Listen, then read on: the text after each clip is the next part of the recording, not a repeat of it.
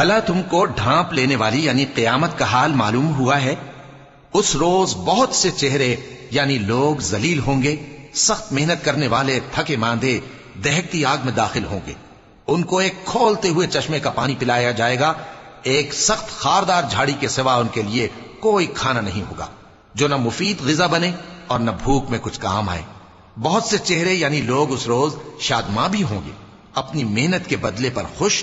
بہشت بری میں وہاں کسی طرح کی لغو بات نہیں سنیں گے، اس میں چشمے بہ رہے ہوں گے، وہاں تخت ہوں گے اونچے اونچے اور کٹورے قرینے سے رکھے ہوئے اور گاؤ تکیے قطار کی قطار لگے ہوئے اور نفیس مسندیں جگہ جگہ بچھی ہوئی.